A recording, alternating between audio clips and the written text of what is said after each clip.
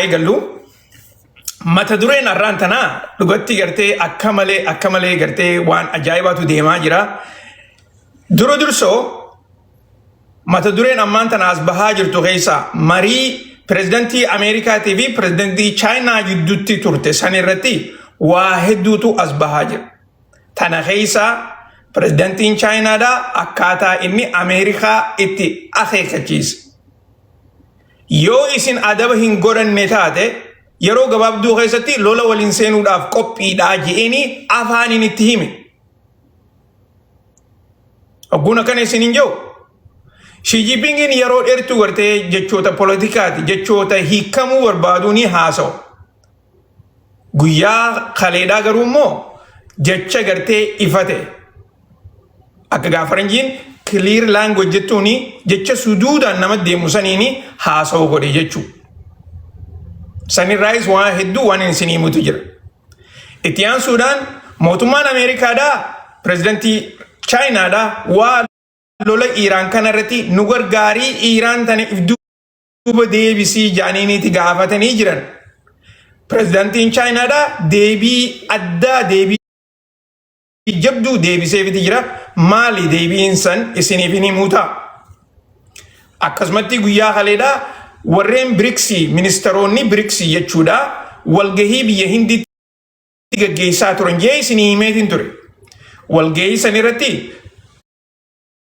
xumura ibsa baasaniiti jiran. Ibsi isaanii too maal ja'a. Akkasuma san mootummaan Iiraan dhaabbata BRICS kun guututti akka Ameerikaa fi Israil tana balaaleeffatan gaafataniitu turan. Deebiin kara saniitoo maal fakkaatti? Isiniif hin himuu ta'a. Akkasuma sanitti gaa mootummaan Ameerikaadhaa marii Chaayinaa wajji goone tanarratti injifannoodhaan gallee jechaati jiran. Garuu miidiyaaleen Ameerikaadhaa oduu addaati qaban. Oduun isaan jechaa jiran maali? Gara biraatiin mootummaan United Arab Emirates pirezidantiin isaanii Suduudhaan Suudi Arabiyaadhaa fi akkasuma sanitti Qatar lola kanarratti akka hirmaatan lola Iiraan kanarratti akka hirmaatan bilbilaan gaafateeti biyyoonni lachuutu mee galatoomi nuti gartee lola kanarratti hirmaannu jaaniini jalaa didanii oduun jettus baateeti jirti. Sanirraayis waan haasofnutu jira. Akkasuma sanitti reefuun tana odoon hin laayivii ol hin beekin odoon dubbisu jiruutus gaazaan xiqqoona duraacha kutte mootummaan Iiraan yoo Ameerikaan yeroo gabaabduu keessatti uggurrii isiidhaa tan Hormuz irra godhu jirtu tana hin kaafne taate nuti baabal madaabis yeroo gabaabduu keessatti cufuudhaaf qophiidhaa jechaa jiran. Gara kaaniin akkumaan isinii himetti waan mootummaan Ameerikaadhaa lola kana xiqqoodhaan laaffisteef walgahii pirezidantiin Ameerikaatii fi pirezidantiin Raashaadhaa pirezidantiin biyya Chaayinaadhaa godhuudhaaf deeman tanaa jecha Ameerikaan lola kana dhaabdee jeetiin isinii himaa ture. Warri oduu tana dhageessan mana keessanii jirtanii yoo jiraattan mallattoo naa godha.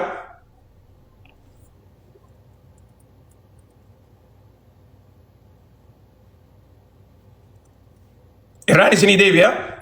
Ameerikaan lola kana wanni isin qabbaneessiteef marii Chaayinaatti gaggeessuuf deemtu kana akka duraa gartee duumessa irratti hin taane takkaa'u marii tana akka duraa miineef jecha lola kana qabbaneessaniin isin jechaa ture.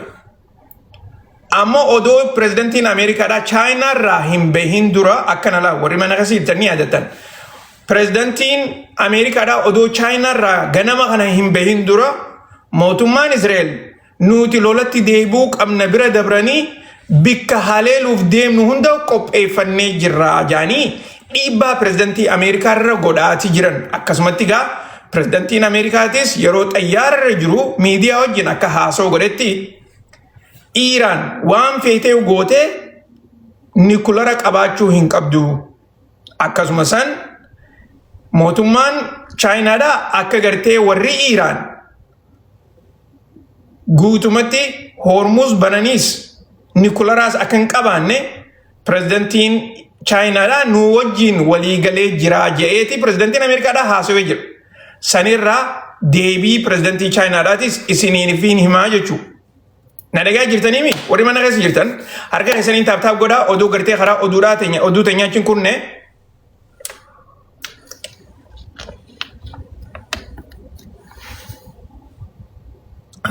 dursoo waan takka isin garsiiseetitiin achi booda gartee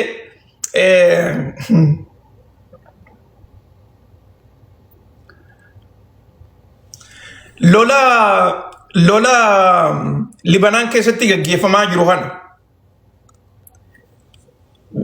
Toni gaaffii isiniif hunda keessaniifuu warreen mana keessa jirtan tana amma duraan isinii himaa ture. Lola Libanaan keessatti gaggeeffamaa jiru warreen Hizballaan Israil irratti godhaa jirtu kana humnoonni Hizballaadhaa duroonnan doolaara 300 irraa ilaa hanga qarshii 500 doolaara 300 irraa ilaa 500 saniini waraana Israil kana hafuura itti kutaa inumaatu waraana Israil if duuba deebisaa jiranii waraana Israil fixaa jiranii jeetiin isinii himaa ture. Tananii adatanii yoo xiqqaate baatii takkaa fi cinaa duran isinii hime oduu tana achi boodallee irra deddeebi'eetiin ture. Yoo yaadattan akkasiin isin jechaa ture. Kunoo akkuma garteena duuba gartanitti miidiyaan Aljaziiraa afaan Arabaa akka gartee dhiyeessatti beekaa warri afaan Arabaa dubbisaadha. Duroonnan warri Hizballaadhaa itti fayyadamaa jiran kun duroona qarshii 300 irraa ilaa hanga qarshii 400ti. Okay? Laaltanii duroonnan qarshii 300 irraa ilaa hanga qarshii 400ti. Kanaani taankii miiliyoona takka doolaara miiliyoona takka barbadeessaa jiran. Kanaani waraana Israel bikka inni jiru jala seenanii hafuura itti kutaa jiran, nama hedduu fixaa jiran, nama hedduu madeessaa jiran. Waraanni Israel ka duraan akka fedhetti gartee xayyaaraanis dhufee gubbarraan gargaarsa qabaatee lafa jala deemee gartee waa hedduu dalagu. If duuba deebi'ee inumaatu ammaan tana Libanaan keessaa bahaati jira, if duuba deebi'aati jiran. Guyyaa irraa yoo xiqqaate waraana 6-7 ajjeesan. Guyyaa irraa yoo xiqqaate waraana 10-18 madeessaa jiran.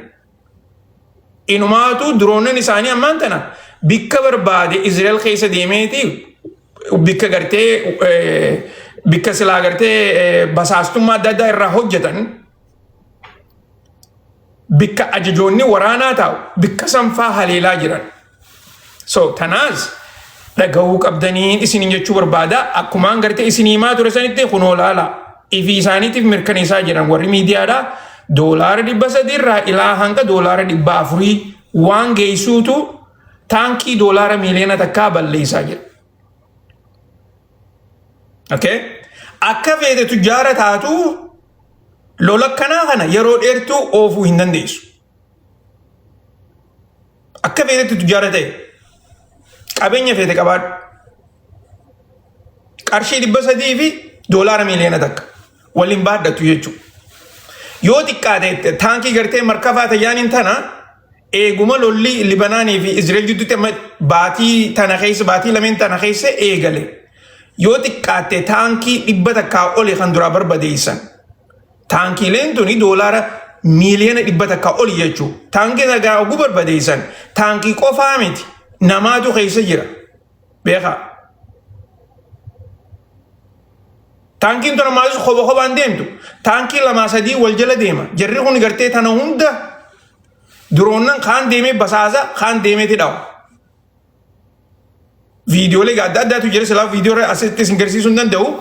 Waanuma gartee jarri kun hojjechaa jiran qofa odoo hin taane akkaataa lolli ammayyaa kun itti jijjiiramaa jiru beekuudha. Beekuun barbaachisaadha isiniin jechuudhaaf. Waan gaa lola biyya Iraan kana kan fuuldura seenaan irraa barreessuu dandeessi kitaaba hedduutu irraa bahuu danda'a akkasumas waa hedduudhaatu irraa barachuu danda'anii jeetiin isin himaa tureemi waa'ee ikonomiidhaa istiraatiijii waraanaa akkasumas sanitti ammaan tan ammoo lola kana keessatti ikonomii addunyaadhaa Iraan quba tokkoon dhaabuu isiidhaati. Okay? Dubagaa kana eegaan isinii hime booda oduulee adda addaatti isiniin qabatanii gartee suutatti isin gagarsiisu. Let's see. Galgala kana galgala eda galgala tagaugaa isin bira warri gartee fagoo jirtan isin bira guyyaas ta'uu ni danda'a.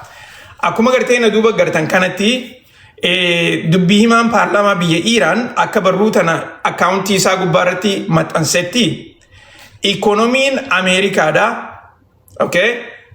Keessaafuu warreen tireezarii yoo beeytan akkaataa gartee mootummaan liqii gurgurteetiti maallaqa gartee maallaqa namarraa fuuti maallaqa sirraa waan gurgurtu kanaanii maallaqa gartee walitti qabdi oguu gartee piroojeektii adda addaa itti hojjettu jechuudha. So san tireezarii jaaniin mootummaan Ameerikaadha yeroo duraatiif tireezarii isaanii gartee yeroo gurguramu baandiitti yoo beeytanis beekuun ooltanii baandiin Ameerikaadha yeroo duraatiif amata 30 keessa parsantii 5tti gartee ol kaasaniiti gurguraa jiranii jechaa jiran. Okay? Tan amata 30% 5tti yoo xiqqaate amata 20 keessaa wanni tuni gartee yeroo duraati jechuusaati. Kana jechuun ikonomiin Ameerikaadha haalaan dadhabaa jirti jechuudha. Doolaarri Ameerikaadha haalaan rakkoo keessa galaa jira jechuudha. Wanniin yeroo lolli kun eegalamu isinii himaa ture san kanaa jechuudha. Lolli kun ikonomiidhaan biyya hedduu rakkoo keessa naquu danda'a kanneen isin jechaa ture. Ameerikaa kunoo kan waan isaan gartee bara 2007 keessa gurguraa turan. Arrammoo xiqqoo malee amata 19 booda achi deebuun isaa hammam takka ikonomiin akka laafachaa jirtu waan garsiisu. Kanammoo Ameerikaan ifiif godhu jirtiidha. Odoo gartee Iiraan miina jaanii ifii isaaniitiif biyya isaanii miidhu jiranii jechuusaati.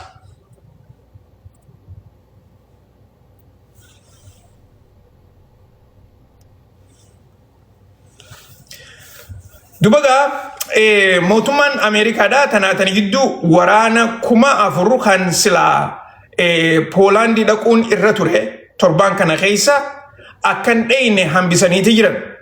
Mootummaan Ameerikaadha oduu tana odoo waan hambisaniif ragaa takkallee hin godhin odoo if duran ibsin akkanumatti gartee yeroo gabaabduu keessatti warra silaa deemuudhaaf deemu hin deemten jechuudhaan hambisanii jaaniitii odeessaa jiran.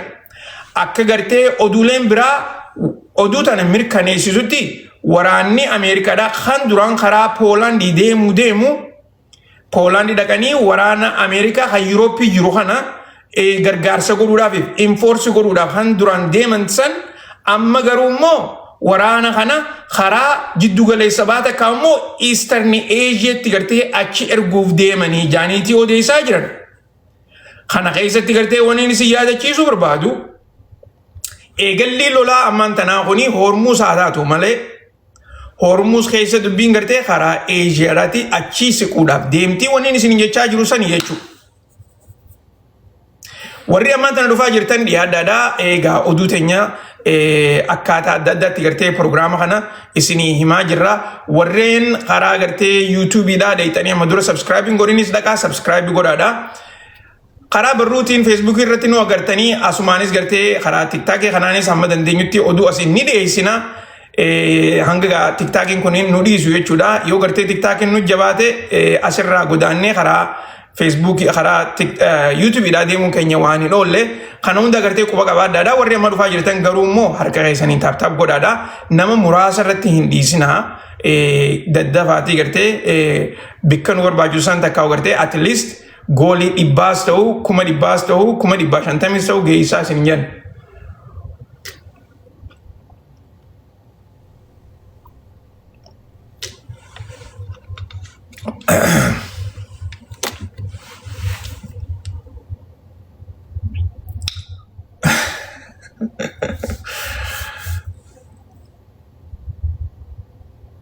Okay.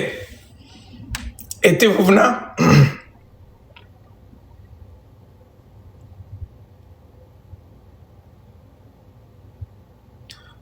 waan ajaa'ibaa isin garsiisu.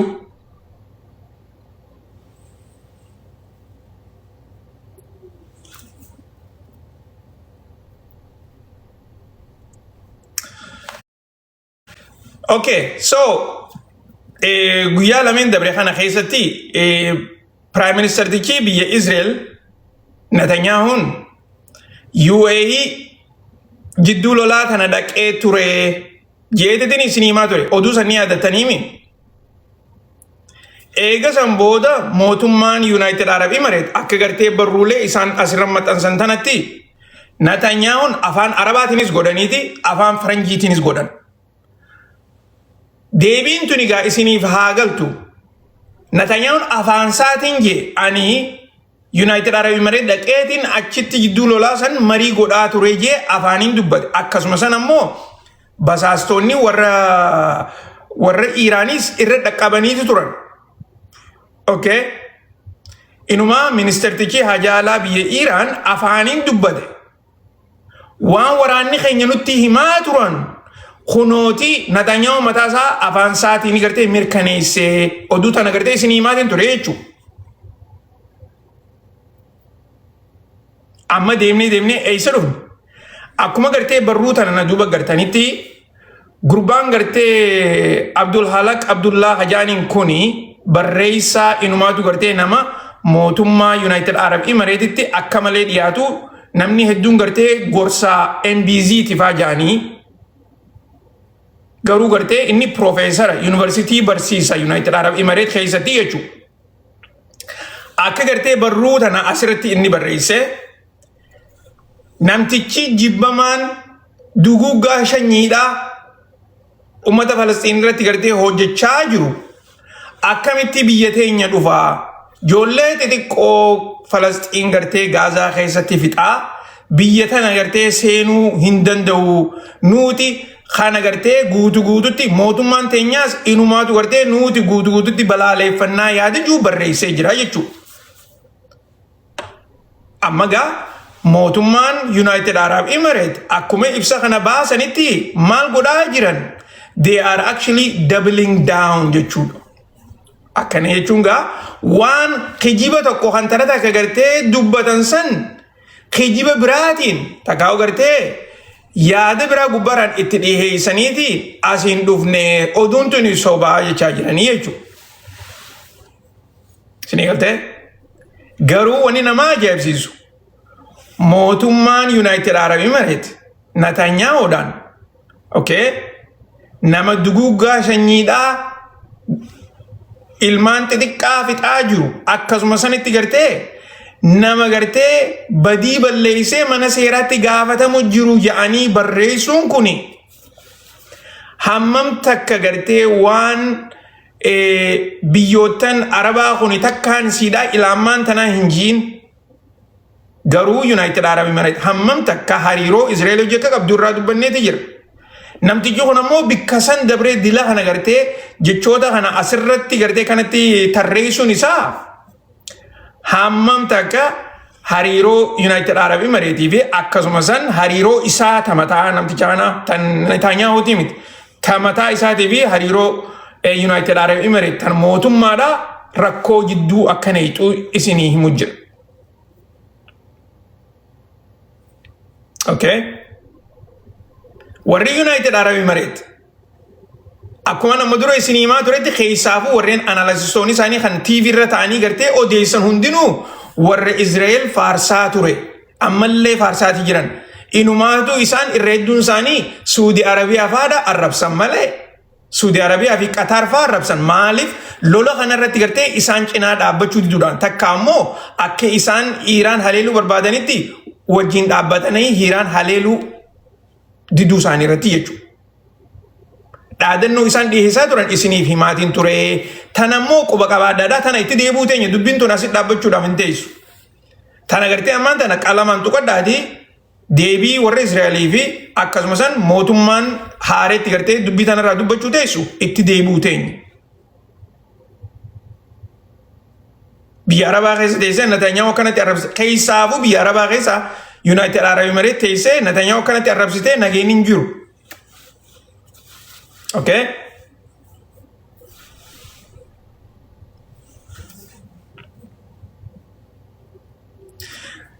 So akkuma gartee durarratti isinin jechaa ture Prezidantiin United Arab Emirates MBZ'n bilbilaan Prezidantii Saudi Arabiyaadhaa dhakaa'uu Prime Minister tichaa MBS itti bilbilee lola kanarratti gartee akka dursoo karaa diploomaasiitiin gaafateeti jalaa didan karaa waraanaatiin gaafatanii jalaa didan achi booda immoo ifiisaatiif itti bilbile achi qofatti hin dhaabbanne Qataarittis bilbileeti lola kanarratti gartee nu wajjin hirmaadhaadhaa. Okay? Silaa gaafa san yaada isaa fudhatanii Saudi Arabiyaa fi Qatar lola kanarratti hirmaatan taate barbadeensa biyya isaanii qabatu. Akkuma gartee amma beeka biyyoottan Arabaa tan hunda keessaa biyyattii akka United Arab Emirates qacollotti gartee haleelamtiin jirtu.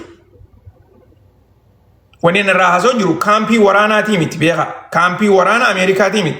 Takka immoo bikka waraanni Ameerikaa jiruu miti kan irraa haasawaa jiru. Akka gartee biyyaatti kophatti jechuudha. Kaampii waraanaa haleelamtee garuu immoo biyyattii isaaniitis haleelamtee United Arab Emirates hundarra. Boodanii adattanii yeroo takka Qatar tuni gartee toora bar lolli eegalamee torbaan sadi booda haleelamuu ni dhaabde. Iraan haleeluu ni dhiiste. Oduun gaafa san odeessaa turan maal ture? Qatar doolaara biliyoona 10 Iraanii kafalteeti akka Iraan isaaniin haleelle gaafattee oduu jettuutu miidiyaalee gurguddaarra olii gad deemaa ture. Kan boodarra Qataarilleen as baatee nuti doolaara takkallee takkaa'u horii takkallee wanni nuti kafalleen jiru walii galtee takkallee Iraanii wajjin goone. Jaaniiti as bahanii dubbatan jechuudha.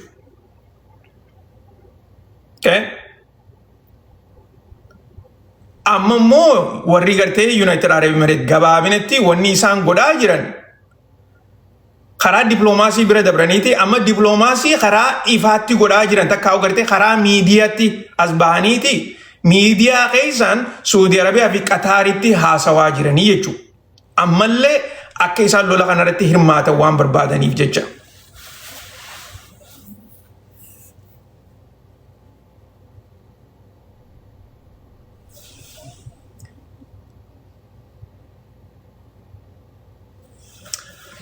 Dubaga tanatan gidduu guyyaa irraan tanaa mootummaan Iraan karaa gartee naannoo Hormuz kanatti dooniilee gaazaa hedduu toora gartee 30 caaltu hundi siidhaatu ammaas gartee karaa Chaayinaadhaa deemti dabarsuu siidhaa ibsaniiti jiran. Akkasuma sanitti mootummaan United Arab Emirates tanuma ilaamaan tana irraa haasawaa jirru kuni arraan tana ibsa addaa tokko baasaniiti jiran akka jechaa jiranitti mootummaan Iraan Hormuz kana waan lafa babal'ifattee gaaza keenya dabruu nu dhorkiteef jecha yoo yaadattan akkuma gartee amma dura isinii himaa ture tuubboon gaazaa ta'u warra United Arab Emirates ilaa bikka kana dhufti tan silaa gartee Gulf of Oman hin deemtu jechuu kana gartee isinii himeetiin ture arkitanii bikka kana. Hormuz asin dhaabbata. Nuti gartee tuubboo asiin baafanneeti asiin akkasii gaazaa keenya gurgurannaa jedhaniiti yaadaa turan. Okay? Iraan gaa abshaalaanii beektanii mire? Iraan maal goote? Wahii Hormuz oguu gartee taraa boodarraa tan oguu Hormuz bal'ifattee cuftu asiin akkana wayii cufte. Isin garsiiseetiin ture maappii isaan godhan san. Hormuz oguu cufan. Asiini kana cufan laal. Ilaa gartee ilaa Omaan irratti. Bikki kuni Omaanii miti. Kuni Omaanii ilaa Omaanitti cufan jechuudha. Amma gaa warri gartee United Arab Emirates duraan gartee asiini bahuu barbaadaniimi kanaas itti cufanii jiran. Amma gartee warri United Arab Emirates wanni isaan jechaa jiran tuubboo biraa gartee tan Gulf of Omanitti isaan baasisistu tuubboo biraa tolchaniiti gaaza gartee amma Oman keessatti gartee baasanii achiin gurgurachuu barbaadan yoom amata dhufu dhumarratti. Ikonomiin akka ammaan tana deemaa jirtu kanatti amata dhufu ni eeggatti isin fakkaatti isin warri mana keessa jirtan akka keessanitti mee yoo wanni kanaa ture isin qabaatte mee maal goota. Kan sanuu warri United Arab Emirates kuni dhaadannoo ajaa'ibaa keessa jiru. Iiraan tuni kufuu qabdi. Humnaan kuffisuu qabnaa jechaa jiran ammallee beeka.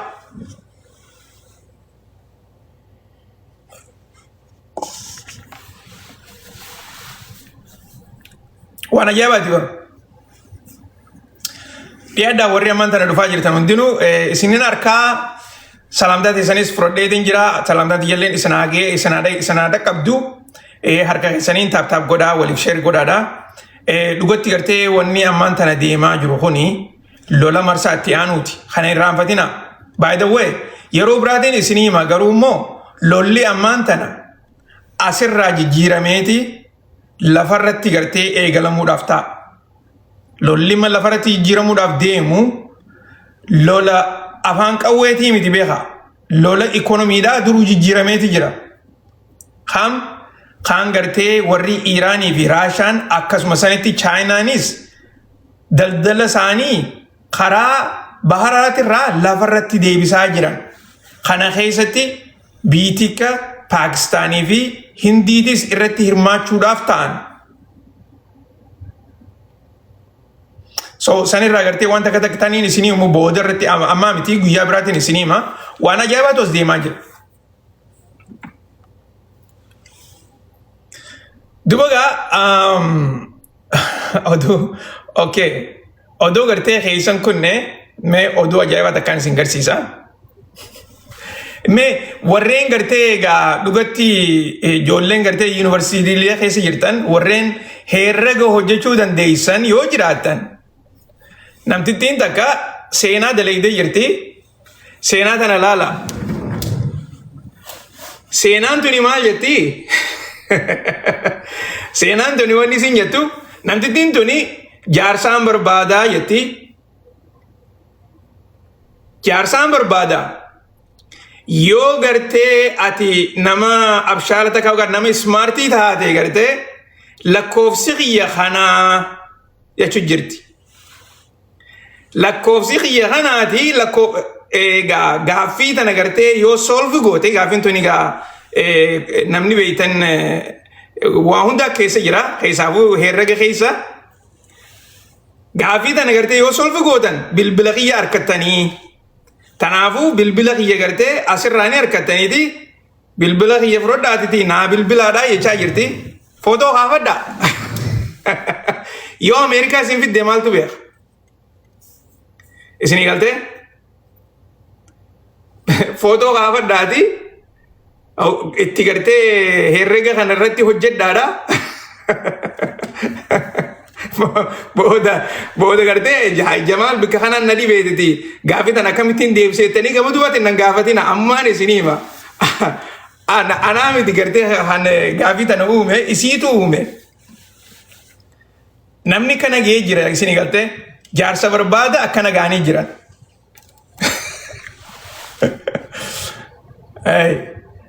Tanaafuu irratti hojjedhaadha. Hedduun keessan gartee warreen keessaafuu maaliin isiniin jaa kaalkulas warri qaraatan kana deebisuun ooltanii aljabraa tuullee gartee warri qaree xiqqoo deebisuun numa danda'a garuu immoo isinitti gartee jajjabaachuun oolu warri kaalkulas immoo kana ni tolcha qaceellotti gartee daqiiqaa 10 isinirraan fudhatu.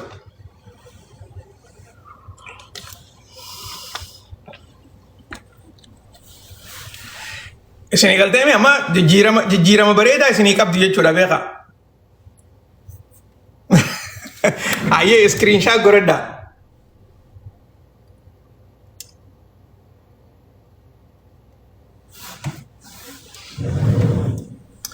Iskiriinshaat godhadhaadha. Tole egaa dheengadda maaliin isiniin jee? Dheengadda wanniin isiniin jee ni yaadattanii? Yeroo Prezidantiin Ameerikaatii fi Prezidantiin Chaayinaadhaa gad ta'anii marii godhan fuula isaanii ilaalaadhaan isiniin jee ni yaadattanii mi?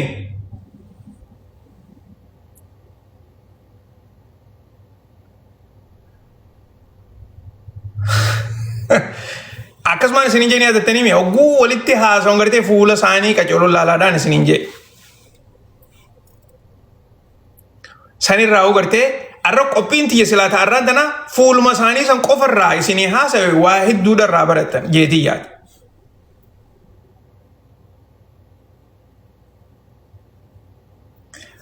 Guututti gartee akka isinii galu yoo barbaadan viidiyoo tokkootu jira kaniin akkaawuntii tiyyarratti maxxanse viidiyoo lamadaa kaniin arraan tana oduudhaaf maxxanse odoon taane hatti aanu san laala. Tramp gartee isaa Ameerikatti hogguu haasa'u bar lallabbiidhaa fi akkasuma san inumaa konfidensiin isaa gartee samii keessa jirtu. Hogguu Shijipingi dura taa'ee itti haasa'u sagalee isaa sagalee bar softi godhee xiqqeessee qaqqabee lafa laalaa sanuu.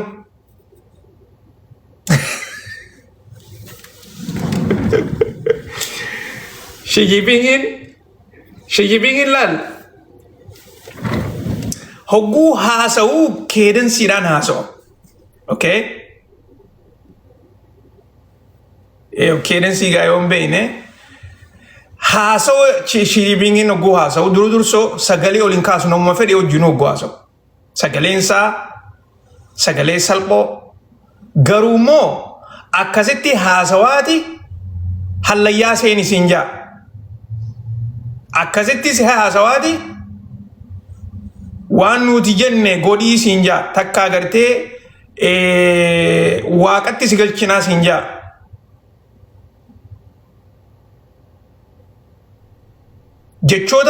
Jechootaan siin jaa ijuma keessa si laalaa jechuudha.